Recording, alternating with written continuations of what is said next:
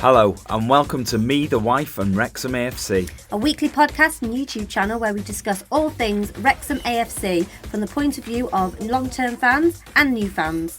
So sit back, put your feet up, relax and let's get stuck in.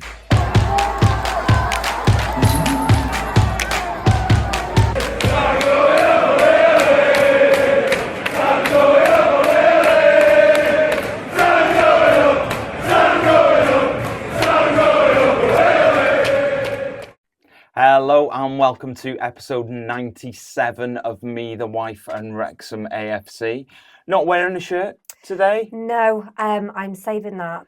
I wear the shirts when we do our in-season podcast. Okay. This is out of season, so this is me out of season. And okay, this is Sean out of season. This is me out of season. I'm going classic shirt. You are. For off season. I did notice. I think this is from. You should have got your facts right before you. I should have. I'm just relying on memory now. I think we're looking at the 2006-2007 season. It's weird because it's got Wrexham FC and not Wrexham AFC. Yeah, and it's also got 1873 on the badge because it was pre-2012, obviously, when we realised, oh, actually, we're 9 years older than we thought we were. So, yeah, I'm going to start trawling out some of the older shirts, I think. So this one, pretty decent nick, to be fair. It's like the old little badge on the side there. Yes, but yes, almost 20 years old. Yeah, I like it. In good nick. Yeah. Who's the least direct? Yes. Are they still around? I don't know, to be honest. No idea. That's what I'm going to be doing. Okay. I think in the off season, you're going to be out of shirt. I'm going to not out of a shirt. Not completely. Yeah. Out of a football shirt. Yes. Yeah.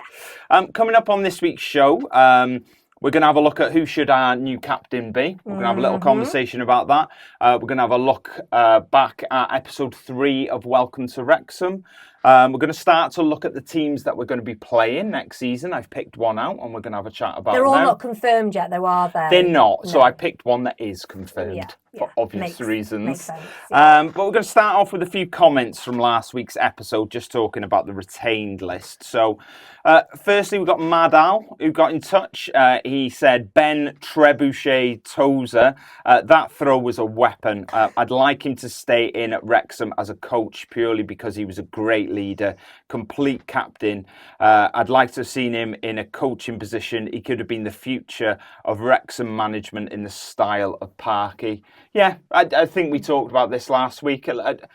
Not completely surprised, but we don't know what's going on, behind closed doors. We'd love to know what's going on behind closed doors. We would love to, but we don't. Yeah, we don't. Next comment, I always get this wrong. Spry one de Ronin. Or Spryon de Ronin. Yeah. We have asked you this before, and you confirmed whether we got it right or not. And we can't remember. We still get it wrong. Or we get it right. I don't know. Yeah, we don't know. Yeah. Thank you both for all the time with this podcast. I think since the beginning, Luke has been a favourite for his hustle and commitment to the team with you both. And the team with you both. Sorry, I don't get what that means. Anyway, and unfortunately, growing pains happen. My son and I have both admired his dedication to Wrexham from afar. To see all of these players left off the squad has been very sad, it has. But I've just added a word in there. Yeah, you did. I have been told him it's because Wrexham is growing. Best wishes in League One. Yeah, I agree. I'm not sure I'm over the losing Luke Young yet, to be honest. It's difficult. It's football, and you've just got to sort of suck it up. Get over it. No, but he's very right. We had lots of comments, and that's a reason why I put that one in, because I think he sort of sums it up really well. Yeah. It is like, it's growing pains, and, it's like, when you're growing up and you have a favourite T-shirt when you're like, or something like that, and you just grow and you get bigger and it doesn't fit anymore, and you can't keep it and keep wearing it just because of the sentiment with it. You outgrow something. It's like a relationship. You outgrow the relationship. You outgrow the relationship. Wow. And if you really love them, Yeah. you have to let them go. I'll be honest, I've been broken up with a few times in my life. I've never live on a podcast before, so that's a new thing. I'm not breaking up with you, dope. How's it? No, I'm joking. You can't get rid of me that easily. Yeah. David Middleton said Young was barely good enough for League Two. It's a tough loss emotionally. Tozer is a bigger loss, in my opinion. Tozer will be working at the academy, my guess. The retain list was more of a surprise. Surprised about Fletcher unless we change our shape. However, he's played at the highest level and he knows what it takes to succeed. He's as fit as they come. Just as aggressive and physical as ever. Like McLean, they are machines. Howard is solid and has played at this level. Don't have an issue with him starting the season. I think with Fletcher, I think we discussed this as well last week on the podcast. I think he is, as he has been this last season, he is the, what's the word? Impact player. So yeah. I don't necessarily think we have to change form necessarily, because he is like the impact player, so he'll come on for, say, Ollie Palmer. Look, I get what David's saying with that, and I was maybe a little bit surprised, but like we said last week, it's a surprise and not a surprise all at the same time with that one. One thing I'll always say about David is he doesn't mince his words. No. He's always very honest, and I do appreciate every time, even if we don't always agree. I do, I appreciate you being very honest. Taking the time to message as well. Yeah, and, he, like, in his opinion, Luke wasn't good enough for League Two. And, so why would he be good enough for League One? Obviously, that's David's opinion, not necessarily everybody else's. But, we're all entitled to our own opinion. We are, and we promote anybody to have their say. Yeah. And we will, just because you might disagree with us, doesn't mean we're not going to read your comment out. I think, as David's proved, because we don't always agree with David, but he does make some good points. He does make some good points. And I think it would be hard for a lot of Wrexham fans in this moment, with the emotion of it, to stand up and admit that maybe Luke isn't good enough for League One, but David always does that. David is like, no. David's like, I'm just going to crack on with that. Yeah. Which, we do appreciate that. So we've come up with it. Well, I say we. Ryan has come up with a new segment. It's called Suggestion Box. So we don't get many suggestions. So what we want from you guys is, well, your suggestions, basically. What things would you like us to got my words out. What things would you like us to discuss? If you've got any questions, I mean, we do get questions on the podcast anyway, so that's, we do get those, but keep them coming in. And we've had a suggestion from Jay, so thank you very much, Jay. And I think another couple of people have suggested this as well. Yeah, quite a few people have suggested this, and it wasn't something that we'd really thought about before. But if I'm honest, it gave me the ick a little bit when I first thought about it. Yeah, I know. It's just not something. Look, this podcast is free. Yeah. And it will continue to be free. Yeah. But we get so many people messaging. When we do our Facebook Lives, people donate money to help us buy new equipment and all that sort of stuff, which we love and we appreciate. But we don't really ask people to do that, because it's free. It's free, and we enjoy doing it. But there's a lot of people keep asking, why don't you have a Buy Me a Coffee account? I never heard of this until it was. I've heard of it, but I've never really understood what it is. And we never have. But there's Jay sort of pushed the point this week, and we have had quite a few people going, look, I'd love to buy you a coffee just to say thank you for doing the podcast all year for completely free, and people keep messages. So we've given. And we have set up a Buy Me a Coffee account. So if you would like to buy us a coffee, it would be much appreciated. But as I say, nothing is going to change with the podcast. If you enjoy the podcast and you like listening to it for free, carry on doing that. It's not going to change. Yeah. It's just there's quite a few people saying, look, we'd love to, donate some money here and there. we've created an avenue for people to be able to do that ultimately. So if people want to buy us a coffee, then that we've set up an account. All the details for that will be down in the description on the YouTube video if you're doing that. If you are listening to the podcast, it'll be in the description on there just for this week only, and you'll be able to find it as well on our social media profile Already there. bio there. Already there. Yeah, so that it'll be on there as well. So that's just a little something because people keep asking. So we've done that. It's not on Twitter at the minute because I'm still trying to work out how to put that on Twitter, but it's on Facebook, YouTube, Instagram, yeah, all the usual. So the message from Jay, let's just read out the message because he kindly took the time to write his message. But great season, you two. I love the recap and the awards. Thanks for all your hard work. And then he's put in brackets, you need to set up a buy me a coffee account or something so we can support the show with, and then he's put an emoji of money. And then he's put just a thought. So yeah, thank you for that. And thanks for that, Jay. And as I say, he's not the only one, so we've done that. But we're giving what the people want. We're giving you what you want. An avenue for you to give us money, but no, we got big plans, and we keep trying to develop and grow the podcast. But we work full time.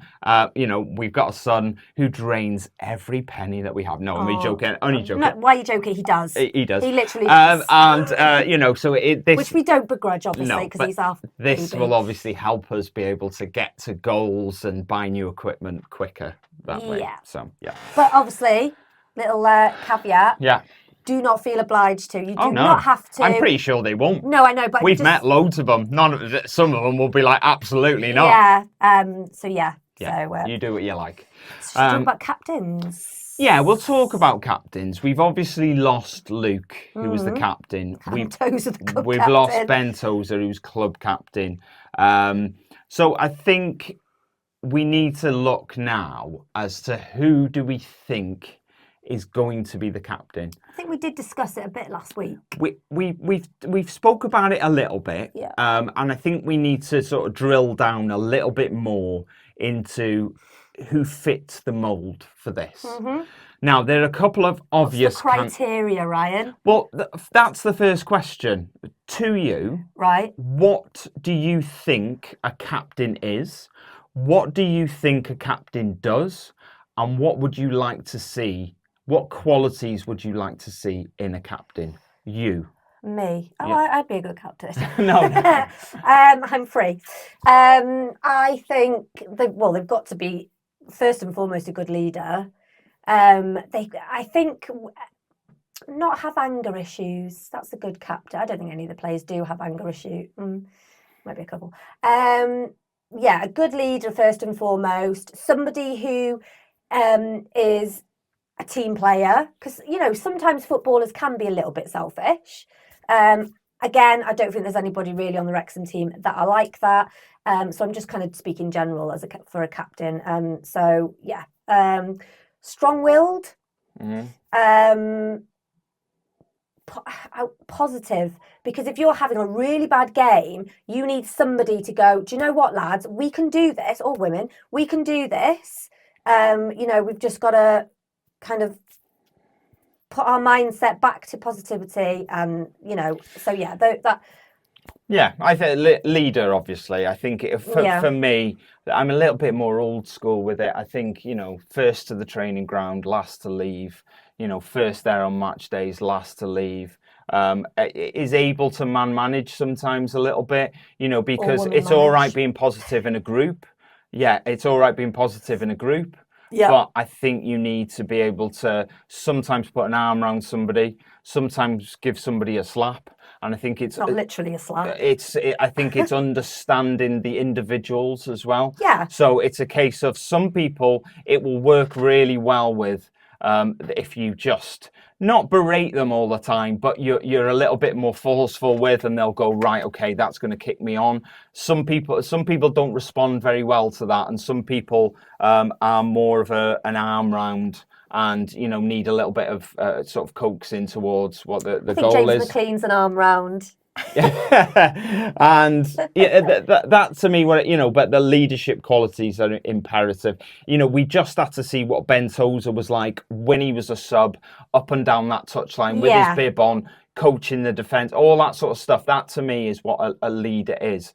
Now, positionally. Now, I think it was David, actually. I said I don't like a goalkeeper being a captain. But he said... But he, because I said I feel sometimes they're a bit too detached from the game. And I think it was David who messaged going, a good goalkeeper should never be detached from the game. No. What I sort of meant by a goalkeeper being a captain was, there are occasions during a game that you might want to, tactically, you might want to impart a little bit of wisdom. So in the sense of, as a captain, if you're sitting there and you've had 2 or 3 corners, they've got 2 big men in the middle. And you notice from the couple of corners that the 2 big men, as soon as the corner's taken, rush to the front post to try and clear it. So what you might want to do when you get your 3rd corner is you want to go, right, we want to go to corner routine B or corner routine 3 or whatever, and you want to try and hit it missing that front post and getting in the back, because as a captain you should be watching the game and understanding what's going on, so you need to be in the thick of it. So for me, that if you're making last minute decisions like that, going, let's try this, let's try that corner routine to try and miss out these big men or something along them lines. I'm not just talking about corners, but that sometimes would be quite difficult for a goalkeeper to get that information across without screaming the full length or half of the length of the pitch. And then the other team knowing what you're going to be doing. Well, yeah, you'd code it anyway. But yeah, it sometimes it might be quite difficult to get that information, which is what I mean about being a little bit detached at times. If you want to get a message, let's say you got Mark Howard in goal, he's your captain, and he wants to get a message to Paul. I mean, but the nature of it, they're the opposite end of the pitch. So the communication-wise, it's not as easy and free-flowing. That's what I mean by I don't like a goalkeeper being a captain. Now, the first candidate on the list, obvious candidate, is Paul Mullin. Now, I'm going to say something else, a little bit controversial, but I am old school. I don't like strikers being captains either, if I'm honest. Now, Paul, to me, is a natural option. Always on the pitch. Any decisions, anything he needs, he's one of the first to the ref, and he's putting his case across, whatever it might be. Now, really, the only person doing that should be the captain. So, generally that should be the captain going to do that. So if Paul's always the first one at the ref, that does get rid of that issue because he's the captain anyway. First one there, speaking to the ref. Very vocal. And I think he has got something about him where because of his talent and the goals that he scores, I think a lot of players look up to him as well. And they put sort down of at him if you're Ollie Palmer. Yeah, and and I think he's got this natural draw about him where people want to listen to him. Yeah. So I think he's the obvious choice. An obvious choice for me would be Paul. Although I don't like strikers being captains. I am I'm from an age where your captain was your centre back. Yeah. Or was your central defensive midfielder. You generally didn't have anybody. It was somebody who was, one, their position was the middle, and two, was either at the back or the back of the midfield, and they had a better view of everything. Not as far back as a goalkeeper, but an outfield player who sat in the middle, who could direct, and coordinate troops as you will. That's what I always had. So because of my old-fashioned nature, Paul wouldn't be my first choice, but I do understand the reasons why Paul would be a lot of people's first choice. I think he's a front runner. Yeah. Anyone else that you'd like to see maybe being considered for it? I quite like the idea of James McLean being captain. Yeah. But you have to kind of think long term, don't you? Because we don't know if he's going to be here next. Well, after the 24-25 season, we don't know. So I think it's really important to get somebody who's got a bit of longevity at the club, which you would say, Paul. Yeah. But I think the thing you've got with James that maybe, that gets too many yellow cards and sent off. So yeah, but I think James for me is more suited to it. Mm-hmm. I think his professionalism, his years in the game playing at a higher level. His take no crap attitude. Yes, and I think maybe he's a little bit too hot-headed at times to perhaps be that, because I think you've got to be able to settle the team down as well. And I'm sure he could do that, but there are some flashpoints at times, as we saw in the Crew game. And I'm not saying that's a bad thing. That's passion, that's aggression, and that's what you want from a captain. You want, as long as you're not getting yourself sent off, I think that's something that you want from a captain. Everyone else can look at and go, right, he's digging in, let's all go with him. And, the lads have talked before about wanting to run through walls for Parky. You need the same from your captain. You want lads who are going to run through walls for the captain as well. Yeah. So I could understand it being James as well. I'm going to throw 2 curveballs out. Okay. And ones that perhaps have a bit more longevity than someone like James. Sit in perhaps the right positions that, in my opinion. Yeah. The first one would be perhaps Owen O'Connell. Perhaps Owen O'Connell. Yeah, I was thinking him actually. As a curveball, I think most people are going to go, yeah, I can see where you're coming from. But at the same time, I think he's probably behind Paul and behind James in the list. The other one would be George Evans.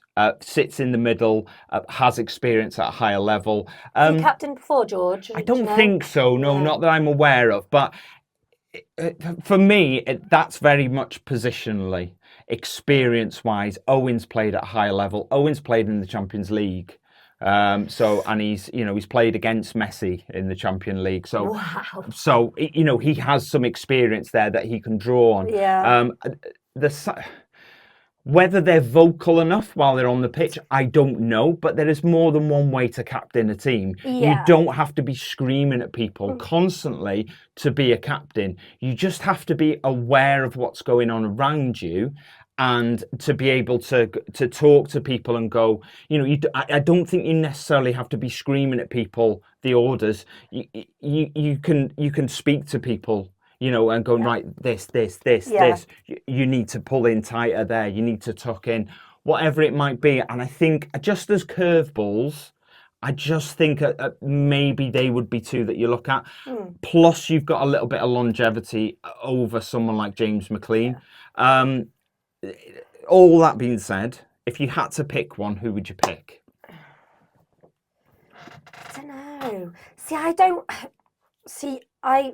I disagree with George Evans. I agree with the fact that he has got experience and all that sort of stuff. I think it's the way that he plays just shows how well he reads the game and his awareness of everything that is going on around him. And I think that's a big quality that you need as a captain. And you don't need to be... Perhaps Paul is very focused on getting the ball, getting a shot away, getting the ball, moving the ball forward. And maybe Paul won't quite be as focused on the defensive side of the team as he will the attacking, whereas George does both things. He's very much defensive, but he can get attacks going and move forward. So that's why I threw him in there. I know being vocal isn't always, the way that somebody would deal with something, but I don't think I've really seen him when he's been on the pitch being very sorry, I've got a frog in my throat. Being very, like Tozer used to be. Yeah. Like Luke Young used to be. So I don't know. Is the honest answer. I just think the obvious way that they're going to go is Paul Mullen. Yeah. But Parky might be like you and think, because Paul Mullen has been captain a few times. He has. But I have noticed recently that when obviously Ben Tozer and Luke Young weren't on the pitch in the starting 11, I have noticed that James McLean has had the band more often than Paul Mullen. Yeah, so it's maybe God. So maybe Parky's maybe got the same sort of outlook as you. He doesn't particularly like strikers being as captain. I'm not sure about that because he has given it to him. I know, but it's a real tough one. There's so many. Each player has their own strengths. Yeah. So yeah, it's tough, but I would have to go Paul Mullen because he's the obvious choice, and he is, like you said, vocal. He is always the first one to go up to the ref and question anything that he doesn't agree with. I don't think he can get angry, but I don't think he's aggressively angry. I think he's just passionate about the game. I think I'm going to go with Paul Mullen. Look, I think this segment could have been much quicker than it has. I just wanted to play devil's advocate a little bit because... You're saying I talk too much? No. What I mean is I think we all know it's probably going to be Paul. But it'd be interesting Maybe it might be James.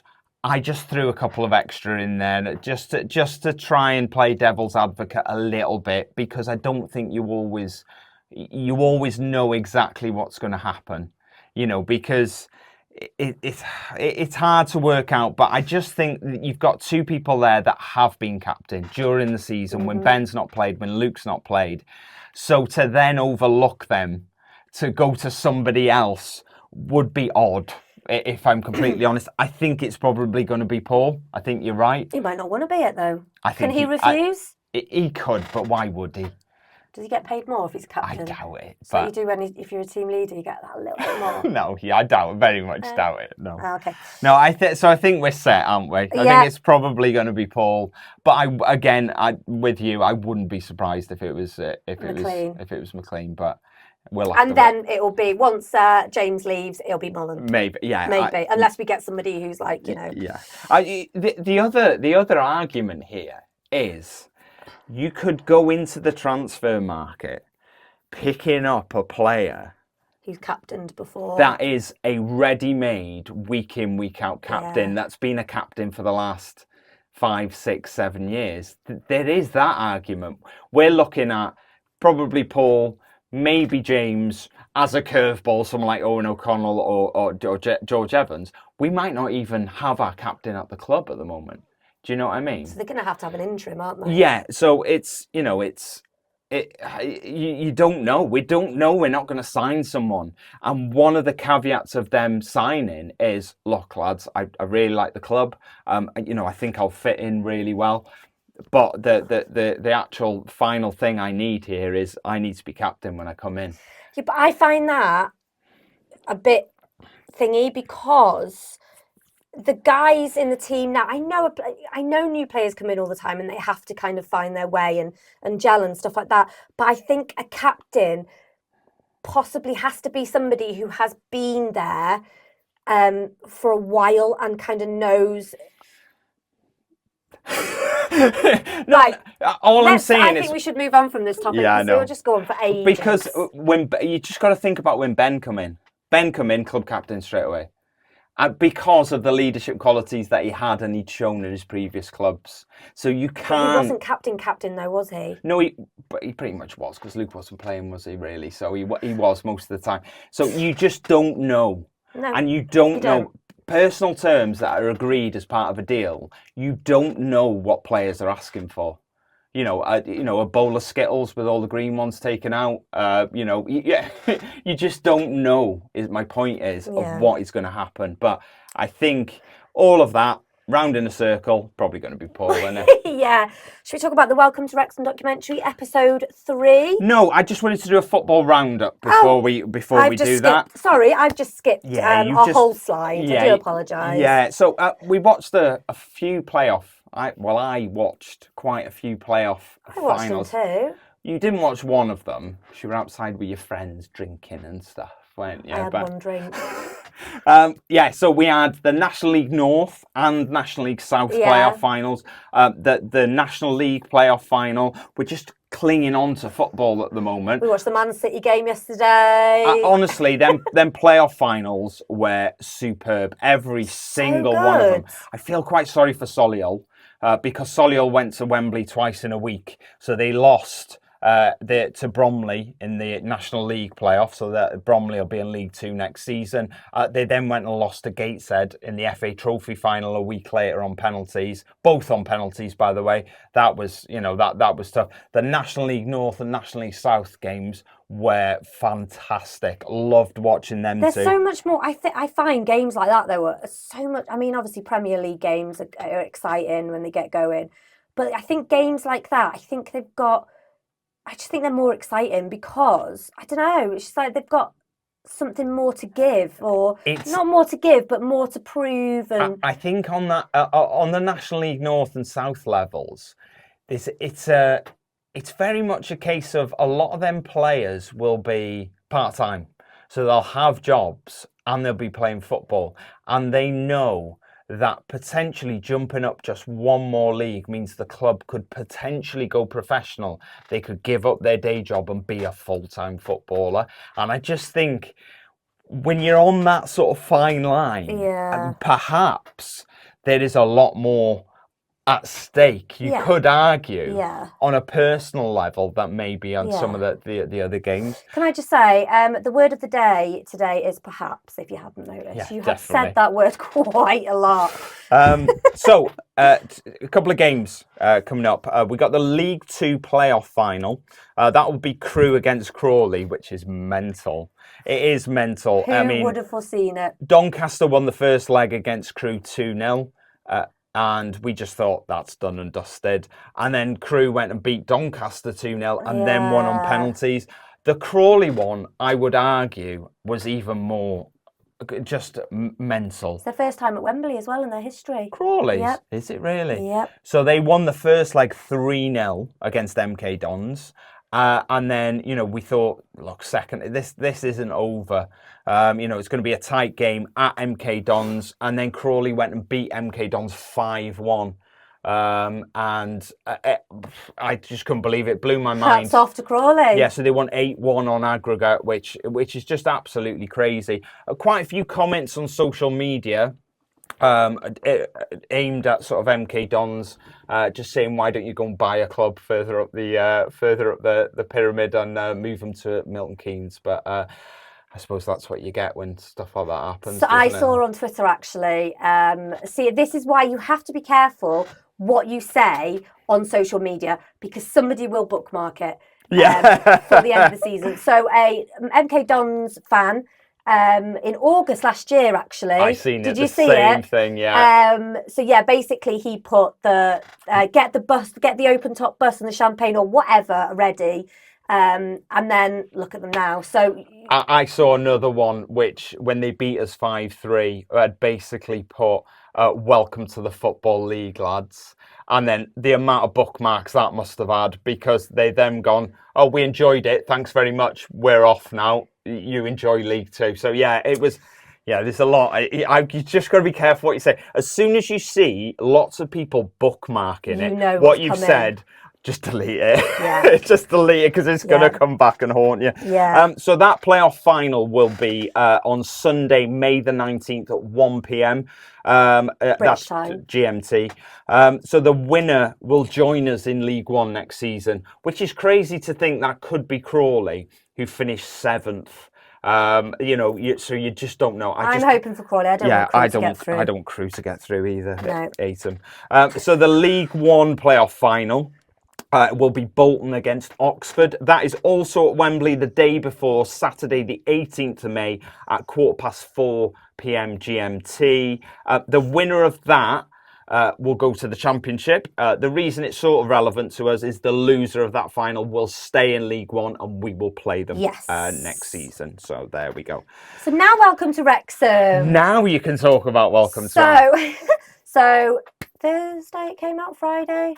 I don't know when it comes out. Yeah, we watch it on Friday, but I think it comes out on a Thursday. I'm not sure, to be honest. But so it was the episode 3, and it was very, very much based on mental health. On the 3rd episode, which is quite a big thing at the moment. I mean, obviously we talk about Dragon Chat every single week. Yes. We're very big advocates of Dragon Chat. But there was a guy on there called Andy Rowe Dan Rowe. I called him Andy Rowe because he's in Andy's Man's Club. Yeah. Yeah. Sorry, Dan Rowe, and he told us his story about obviously why he started going to Andy's Man's Club. Yeah, Andy's Man's Club. Andy's Man's Club.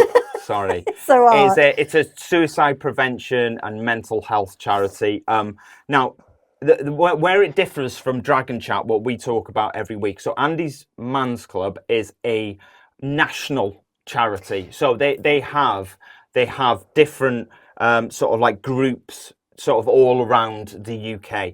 Dragon Chat is a local. It's very Wrexham related, and it runs in Wrexham. So that's where the two differ. So you have like a regional, a local version of Andy's Man's Club, whereas Dragon Chat is just based in Wrexham. It's based in Wrexham, but they do obviously do it on Zoom, so they do get quite a lot of international fans on there as well. They do. So I think the one thing we obviously always reference Dragon Chat and how important it is.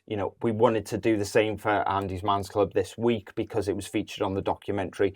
So links to both of them will be down in the description this week. So whatever floats your boat, as long as you don't bottle it up and you talk, it helps. And I think you noticed on the documentary how much it helped the people that were on there. So I think it's really important.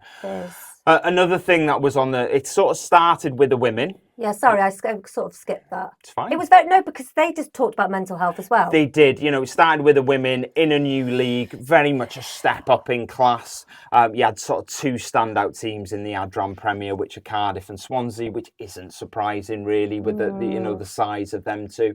And we sort of started with the sort of Swansea game, which I remember watching, and Wrexham was so unlucky not to win that one.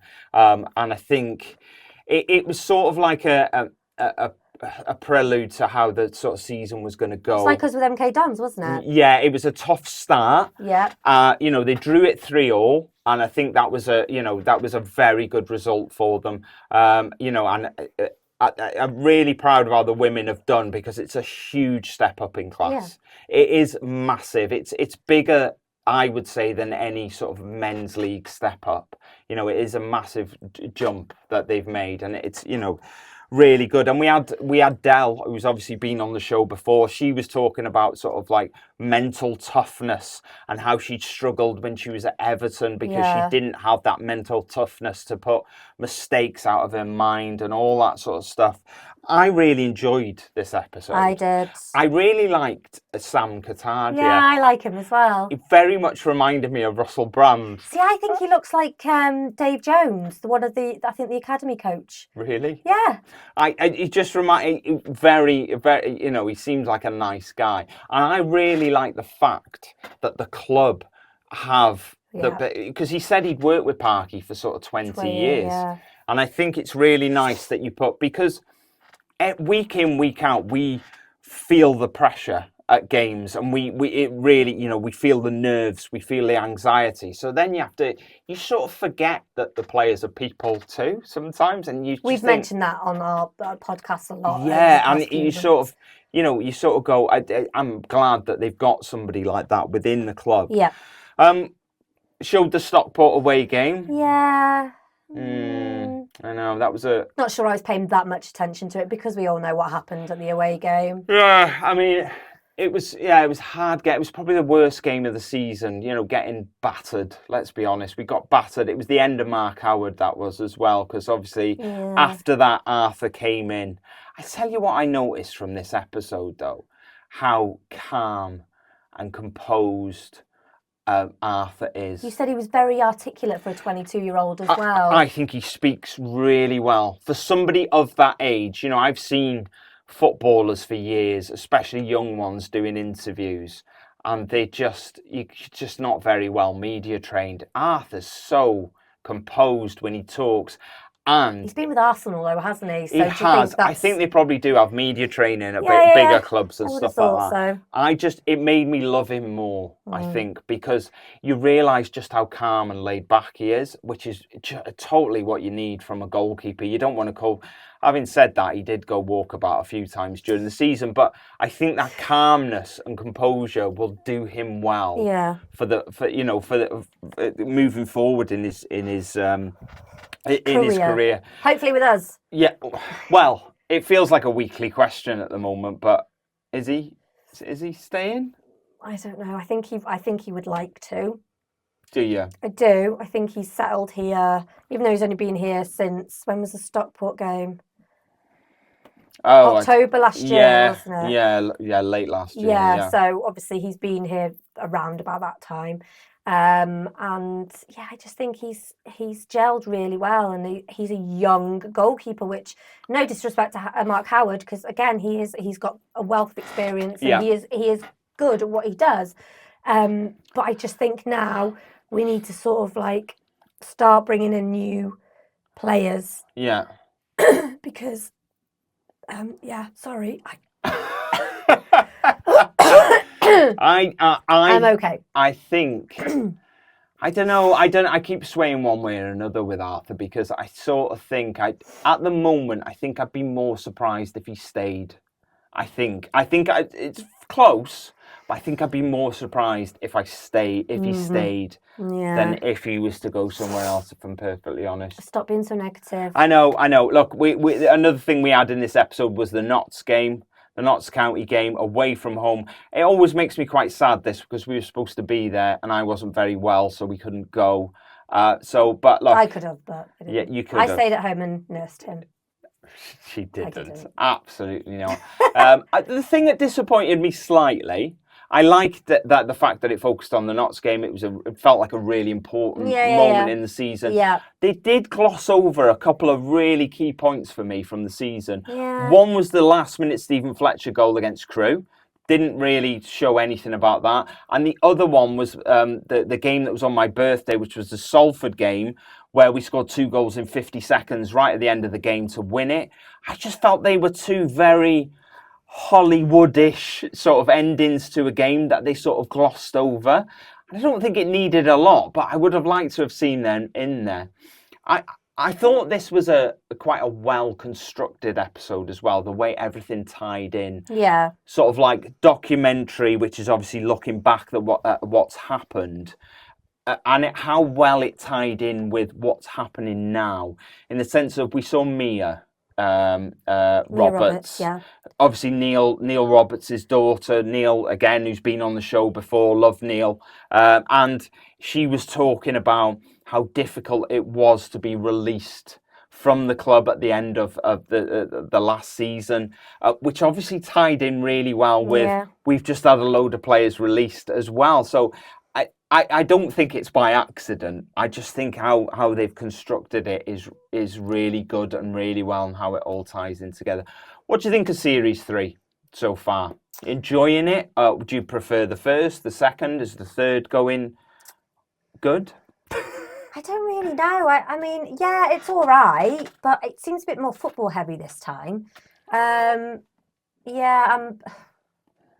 like it. I do like it, because you get to see parts of the team that you wouldn't necessarily have access to. So for that reason, I am enjoying it. But yeah, I think Series 1 probably is my favourite.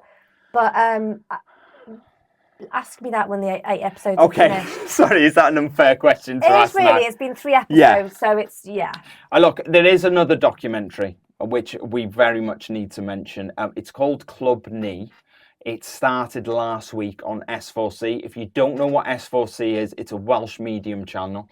And the Club Knee it's a Welsh documentary, but it's very much bilingual. There's a lot of Wenglish in it as well. Yeah, there is. So you can have subtitles for the non-Welsh speakers. Some people do interviews in English. Some people do interviews in Welsh. The voiceover's obviously in Welsh, which you can get subtitles for.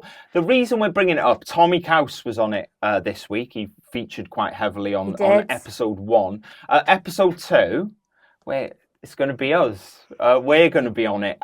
Now, if you're in America, I don't know how easily you're going to be able to pick this up, if I'm honest. They get BBC America, so I don't know. They do get BBC America. Now, if you're in the UK, it's on Thursday at 9 p.m. on S4C. If you don't get S4C, the episode will be on BBC iPlayer. On the channels section, scroll down to S4C and it's there. In America, I'm going to be honest, I haven't got a clue, to be honest. YouTube, maybe? YouTube, or maybe if you go to the S4C website, maybe you can stream outside of the UK. I don't really know, but we're quite excited about that, aren't we? Yeah, so Ryan was featured a little bit in the first episode, literally like seconds, him saying that football's like an addiction, obviously in Welsh. But not more excitingly, but every single episode has like the intro credit sort of thing. And sorry, I just lost my train of thought then. And our son Alfie and our nephew are actually in the opening credits. They are indeed, yeah. Saying up the town. So that was really exciting. I said that I was going to send an email to Alfie's school, which so happens to be the same school that Lily Jones is in. She's in sixth form, and Alfie's in year 7, so they're quite far away from each other. Yeah. But I said I was going to send an email to his school and just say that he's in the opening credits for Club New. Just to embarrass him. Just to embarrass him, but he was like, no, don't do that. So we haven't done that. So yeah, no, look, it's really exciting. We're really we've done a lot of filming with them. It'll be exciting to see how much of it they use. I don't like to wish away the week, but I really, really want Thursday to come. So that's on Thursday, 9 p.m. on S4C. We're going to feature quite heavily on episode 2, so it's exciting. I'm nervous. I'm a bit nervous, but because you're more so nervous because you're obviously speaking Welsh. Yeah, and it's not something I do a lot of, so it is a little bit nervous. I'm nervous because I think on one of the episodes I have got, one of the times that they came around to record, I got a massive cold sore on my face, which is lovely. Look, another thing we're going to be doing during the summer, we're going to look at some of our opponents. It's so hot in here. I'm melting, to be honest. But come on, we broke the back out of it. We're getting towards the end now. I feel a bit sick if I'm honest. I know. So we're going to look at one of our opponents that we're going to be facing next season. The first one I've decided to have a look at is Peterborough United. So they lost in the playoff semi-final to Oxford. Oxford are in the final, so that means Peterborough are going to be in League One with us next season. They finished 4th in the regular season in League One on 84 points. They were in the Championship in the 2020-21 season before getting relegated. They've spent 9 of the last 10 seasons in League One. They finished in the top 7 in all of their previous 5 League One seasons. Do you know why I've picked Peterborough? Are they the furthest away? Nope. Have we played them before? Yeah, we have. I'll come on to that, but that's not the reason. Peterborough, I don't know. The main reason I picked Peterborough as the first team that we're going to have a look at is because of their manager. Do you know who their manager is? No. So their manager is Darren Ferguson. Okay. So Darren Ferguson is the manager of Peterborough United. He made 356 appearances for Wrexham in his playing days between 1999 and 2007. That's 18th in the all-time list of appearances. He scored 34 goals. He was the 99-2000 player of the season. He was in the 2003 promotion winning team. He scored the second goal in the FA Trophy final against Southend when we won that in 2005 when Ben Foster was here. He's the son of Alex Ferguson, obviously, and he is supposedly the reason why Ben Foster ended up signing for Man United. Mm-hmm. So the story goes that Alex Ferguson came to watch Darren playing at the racecourse.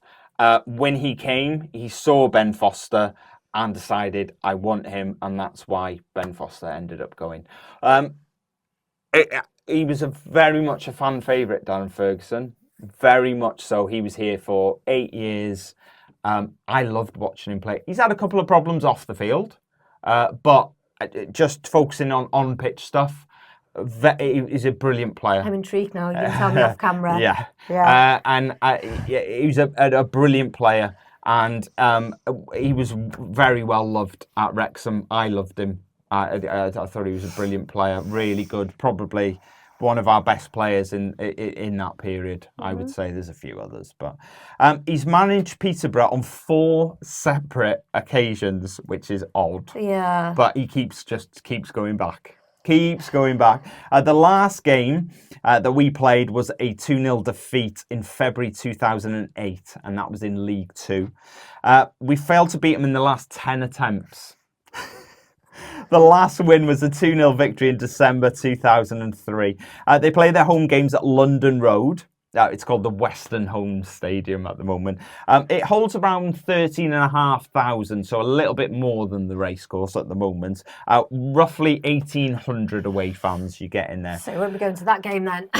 Well, you don't know, dear. 149 miles away. It's roughly about 3 hours, I'd say, give or take. Look, Peterborough are no joke. Oh, no, clearly. They are no joke. They are experienced in League One.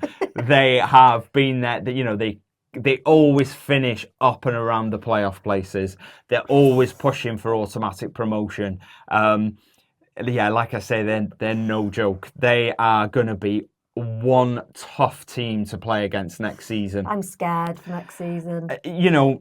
Their top scorer is Ephron Mason-Clark, right? He scored 14. I really like him, right? And to the point where I've seen him play, and in my opinion, he is better than League One. And it shows. And knowing, I've watched him for, all of last season. Because, like I say, I watch highlights of all the games. I've seen him play, and I've looked at him and thought, he looks really good. And now to think that we're going to be playing against players of that calibre next season, it's a bit of a reality check. Yeah. It's like having your head dunked in a really cold bucket of water, and you come out and you go, oh my God, we're going to struggle. Because I've seen these players play, and like I say, they're good, some of them, and it scares the life out of me when it suddenly dawns on me that we're going to be playing against teams like this next season. It really does, and that's why I sort of, I think the recruitment's so important during the summer. Well, talking about that, I've seen that Parky's actually said that he is willing to, play the waiting game in regards to signing anybody up. I think purely because he wants to get good quality players at the right price.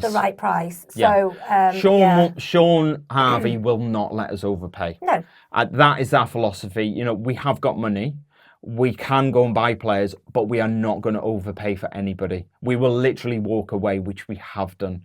In recent times, we have literally walked away from deals because clubs want to, take the mick a little bit because we've got money in the bank, and we're just not going to do it, which I like that. I like that we're doing that, because you can't just go throwing money away. No. That isn't warranted. No. The previous 2 seasons, talking about Mason-Clark, but the previous 2 seasons before that, their top scorer was Johnson Clark-Harris. That's weird. Now, it's 2 double-barreled, but the reason I bring up, I've talked about Johnson Clark-Harris on this podcast before because I like him. And look, earlier in his career, another player who's had a couple of issues off the field as well. Oh, we're going to be having a long chat after this game. Yeah, but let's just focus on his on-field stuff. A proven goal scorer at League One level. Yep. And he won the Golden Boot for League One, not last season, season before. Okay. I think he won it possibly a couple of seasons in a row.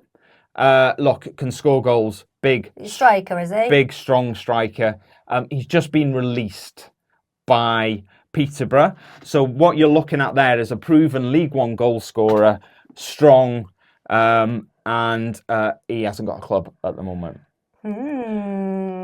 I would love it. Mm-hmm. I'd have loved it last season. Mm-hmm. I'd love it even more now. Yeah. And I think he has been linked with Mansfield. Yeah. Okay, which I don't know. I don't know how that's going to go, but I think for me, I would love to see him at the club. Mm-hmm. Not that I don't want to see Ollie playing week in, week out, but I just think the thought of having him as Mullins' strike partner, it's not only, look, we all know what Ollie does for the team, and, he occupies defenders, he's strong, Paul plays off him, Paul gets lots of goals because of that. Potentially, someone like Johnson Clark-Harris can also do all of them things, but he could also get you 15, 20 goals in a season as well. And I think that's the difference that we're looking at here. And for me, if I was in charge, I'd be on the phone to him. Yeah. But I'm not. But if I was, that's where I'd be going. The reason he's not really involved, he's late 20s, okay? Mm-hmm. The reason he's not been involved, the way Darren Ferguson and the club have decided to go with Peterborough is they've decided to go with youth, to try and develop a youthful team that can carry them forward over the next few seasons, as opposed to someone like Johnson Clark-Harris. I think he's 29. Mm-hmm. He's taken a little bit more of a back seat this season. So that's why his contract's come to an end and he's leaving. So that's why he's not involved as much. I don't know if there's any other reason. Internally, you're not going to know that. But yeah, for me, somebody that I'd definitely be looking at. But before we move on, mm. I think we need to touch on the subject of Flur leaving the club. Yes. So it was announced early last week, I think, that she has decided to leave at the end of the season. Yeah. I'm not quite sure whether that meant the season that's just gone, I think it is. Yeah.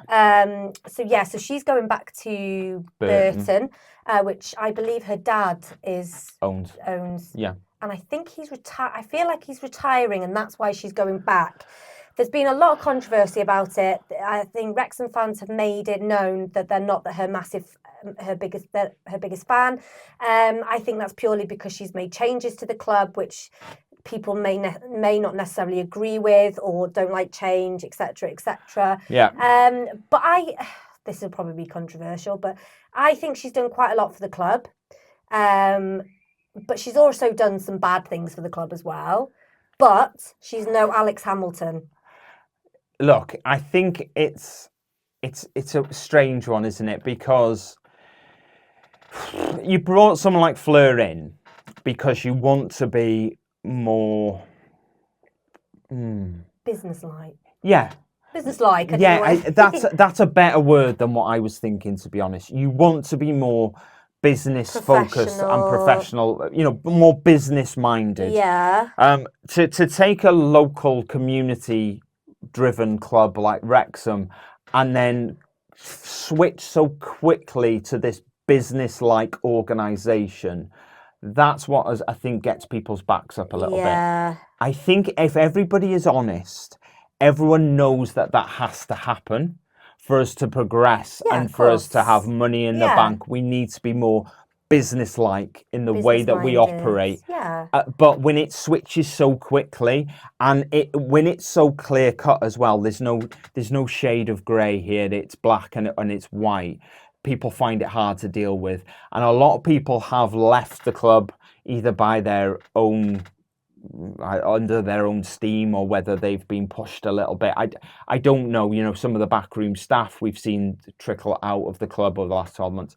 It's hard to have a strong opinion about this. Because we don't know. Because we genuinely don't know what's gone on behind closed doors. No. Look, it's a difficult one, but Fleur's gone. I just wanted to bring it up because obviously it's been a hot topic last week. So. Yeah, it has. So, and there have been banners that were put up around the club which were quite derogatory towards Fleur as well. Whether that had a bearing on her decision or whether it's just that she wanted to go back to Burton because of the ties with her dad and her, and all that sort of stuff. We don't know. We don't know. But we're going to get somebody new in. And watch this space. Yeah, we will obviously bring that news when we get it, everybody. Yes, yeah, we will. Look, quick shout out for Andy's Man's Club and for Dragon Chat this week. They're both peer support groups. You sounded dead, but they're both. Both. They're both mental health peer support groups. Suicide prevention, all of that. The links for both of them will be down in the description. For the Dragon Chat one, there's obviously a weekly Zoom call on a Monday for women at 8 p.m. and on a Thursday for men at 7 p.m. The details of that Zoom call are also down in the description if you're watching on YouTube. So. And if you do want to get in touch with us with any of your suggestions, questions, or whatever, you can get in touch on Facebook, Instagram, Twitter, TikTok, or email us at methewifeandwrexhamafc@gmail.com. I don't know why I do that. .com at the end. Yeah. Look, quiz. Oh, right. Yeah. Oh, bloody hell. I've made it nice and simple this week. Not the answers, just question, answer. Okay? Yeah. The season's over. Boo. But which team will we face in our next game? Oh, it's gone quiet. It's all gone quiet over there. I want to say Chelsea. Chelsea? Wrong. Incorrect. Bournemouth is our first game of our Rex Coast tour. Question 2. We received 6 red cards last season, but which player received 2 of them 6? Andy Cannon. Incorrect. James McLean. Incorrect. Do you want to try a third time? James Jones. Incorrect. It was Will Boyle. No. Got sent off against Newport and against MK Dons. Bad start. We did the double over 6 teams last season. Mm-hmm. Can you name 2 of them? Notts County. Correct. Not Salford. Grimsby? Correct. Do you want to keep going? You've got the point, but do you want to keep going? Have another go? No. We didn't win against Forest Green, did we? Only win at home with them. No, I give up. No.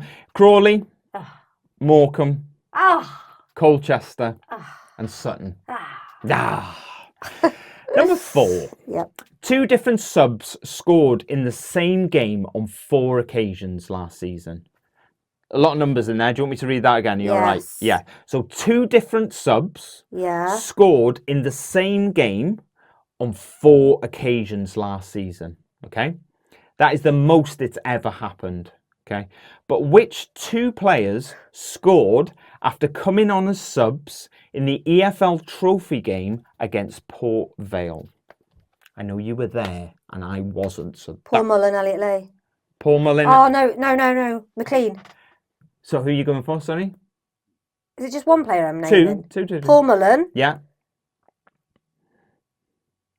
I'm sure it's James McLean. Yeah. Is that you're going for James McLean? Oh, don't! Yes, James McLean. I just needed to confirm an answer. Yeah, Mullen and McLean. Correct. It was Mullen and McLean. Last question, nice and simple. We got the most points in a Football League season in our history last season. But how many points did we get? 88. 88. Well done. So you got 3 out of 5 there. It's not bad. It's not bad after an atrocious start, shall we say? Just like our season last season. Yeah. Can only get better. Yeah. It just got better as it went on. Exactly. Sorry. Nearly fell off your chair. Yep. Look, thank you very much for tuning in again this week. Running out of content now. No, I'm joking. It's a hot one. It is hot. We need to get out of this. It is hot. Look, we hope you'll join us next week and every week throughout the summer. Don't forget to subscribe if you're on YouTube. And if you're not on YouTube and not subscribed to us, just subscribe. I don't know what that means. I'm not sure that was completely correct. If you are watching us on YouTube and you're not subscribed. If you listen to us on the podcast, on Apple or whatever, go over to YouTube and subscribe. There you go. You got there in the end. A bit more succinct, wasn't it? Thank you very much for joining us this week, and we'll see you again next week. Bye. Bye.